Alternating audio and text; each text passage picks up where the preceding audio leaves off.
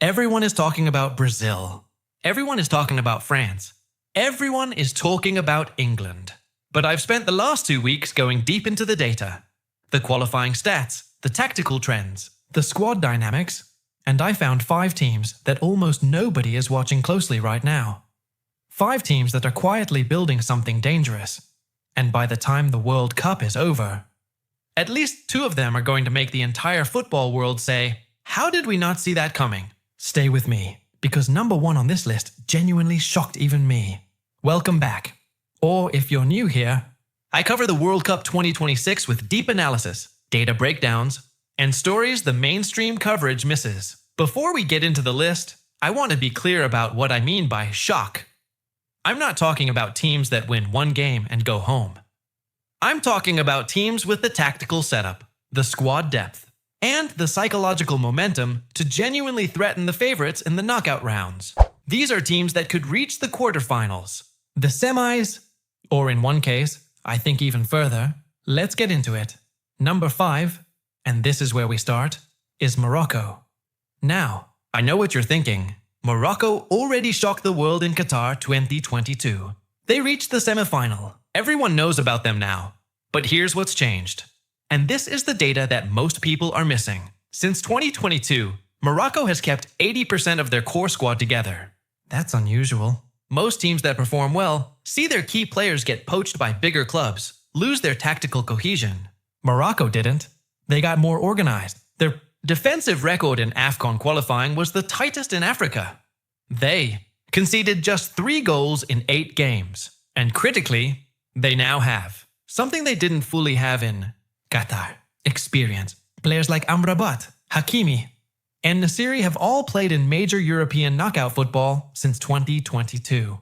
They've been to the deep end of Champions League pressure. They know what it takes. The 48-team format helps them too. More games, more time to warm up. Morocco in 2022 was a team that peaked at exactly the right moment. Morocco in 2026 could be a team that peaks 2 rounds later. Don't sleep on Morocco. Number 4, Japan. Japan is one of the most underrated football nations on the planet right now. And the stats are almost embarrassing for the people ignoring them. In the 2026 qualifying rounds, Japan won every single game. Everyone. 12 wins out of 12. They scored 42 goals.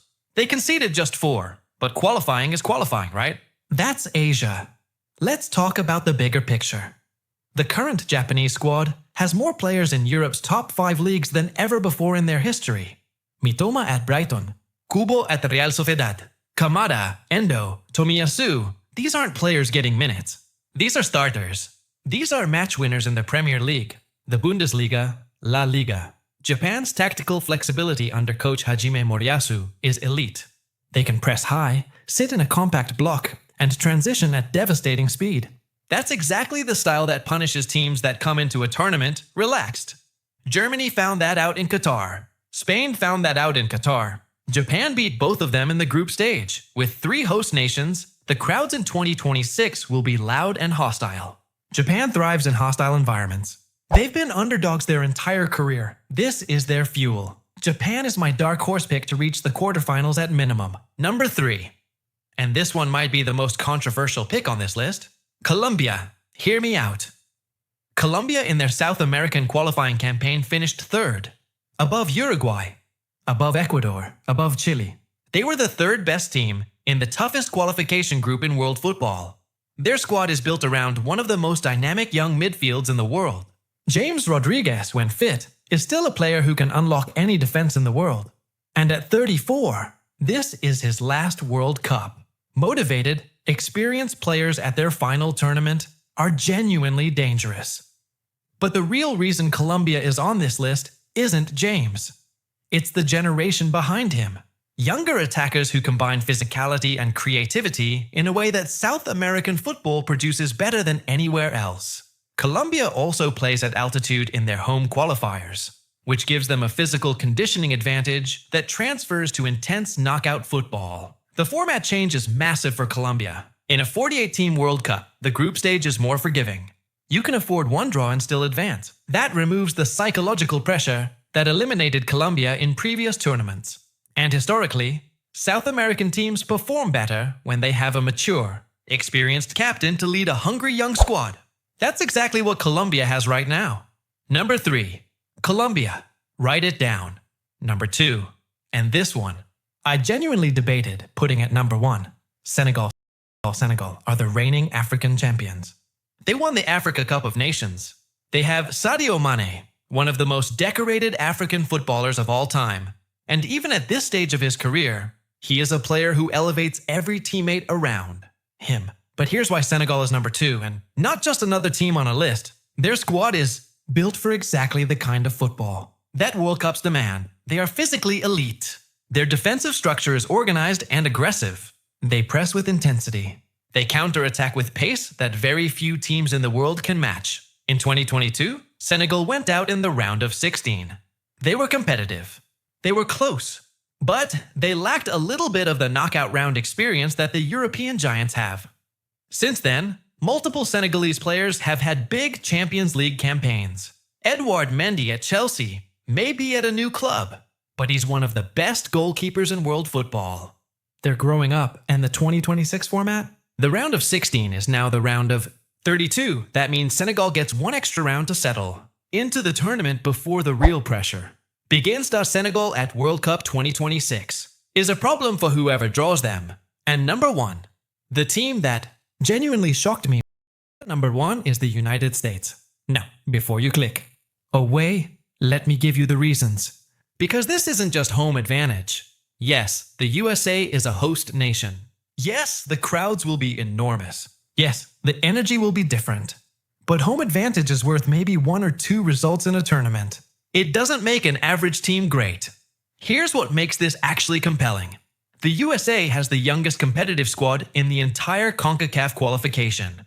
The average age of their starting lineup is 24. That means these players are at the peak of their physical capabilities. And they have been together, building chemistry, for 3 years heading into this tournament. Christian Pulisic is 27 at the time of this World Cup. That is the perfect age for a creative forward. Old enough to have big tournament experience, young enough to still be explosive, and this squad has players scattered across the biggest clubs in Europe. Weston McKennie at Juventus. Tyler Adams, Gio Reyna. These aren't squad players. These are starters at competitive European clubs. But here's the real number. In the last 2 major tournaments, the USA's biggest problem was the quality gap between their starting 11 and their depth. That gap has closed dramatically. They can now rotate without dropping a level, playing all their knockout games in the USA, in packed stadiums, with 80,000 fans behind them, against teams that have traveled across the world and are dealing with the psychological pressure of a foreign environment. That is a genuine structural advantage that goes beyond just home crowd energy. The USA reaching the quarterfinals in 2026 is not a crazy prediction. It is a data-supported projection. And if they draw a favorable bracket, I think the semifinal is genuinely possible. That's number 1.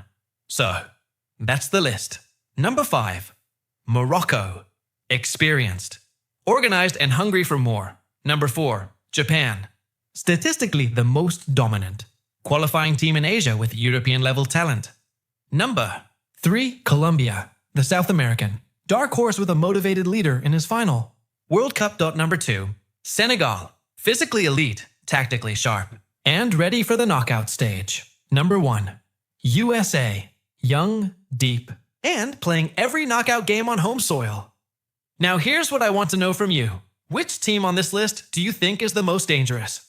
And which one do you think I've got completely wrong? Drop it in the comments. I read every single one, especially the ones that disagree with me, because that's how we all get smarter about this tournament. If this breakdown gave you something to think about, subscribe. I'm covering World Cup 2026 from every angle. Tactics, player stories, predictions, and all the drama, right up until the final. I'll see you in the next one.